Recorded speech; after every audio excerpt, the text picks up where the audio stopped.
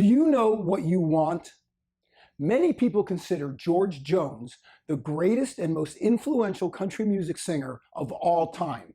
Sadly for Jones, his on-stage and on-record abilities didn't necessarily translate to the rest of his life. Jones was an alcoholic and a cocaine addict who spent so much time blacked out, he earned the nickname No Show Jones. In 1981, George Jones was interviewed by the Chicago Tribune. He said this: "All my life, I've been running from something. If I knew what it was, I could run in the right direction. I know where I want to go, but I always seem to end up going the other way. I know there's nothing down that way. I've been down there too many times." My friend, author and thinker Susan Ford Collins says it's easier to run towards something than to run away from something. Susan believes our goal-oriented brains don't hear us saying what we don't want nearly as loudly as they hear what we do want. This brings up an important question.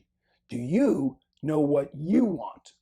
When I was writing my last book, Is That All There Is?, I interviewed almost 50 successful people who had changed their lives. I asked them, and hundreds of people since, do you know what you want?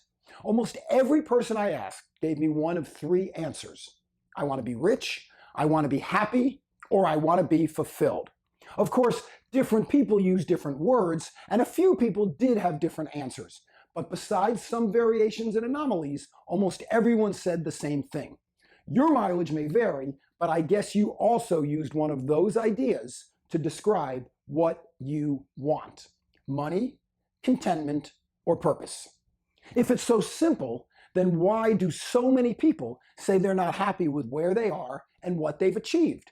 Research shows there are at least 7 factors that keep us from recognizing our contentment. Number 1, cultural differences. Cultural norms and expectations play a significant role in shaping one's perceptions. Number 2, economics.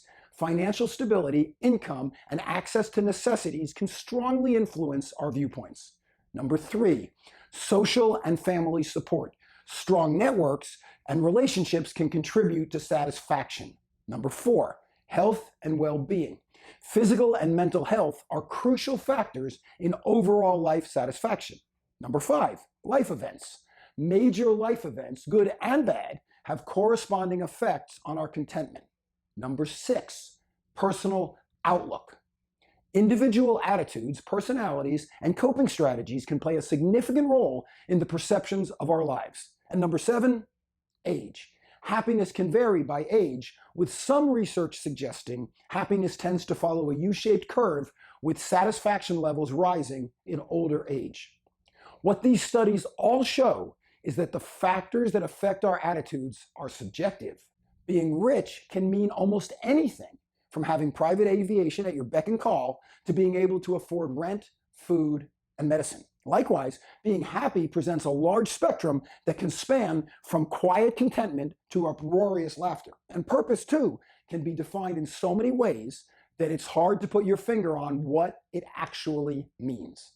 What I haven't found is a study that shows how much can be achieved and how much can be appreciated if we actually take the time to think about what we really want.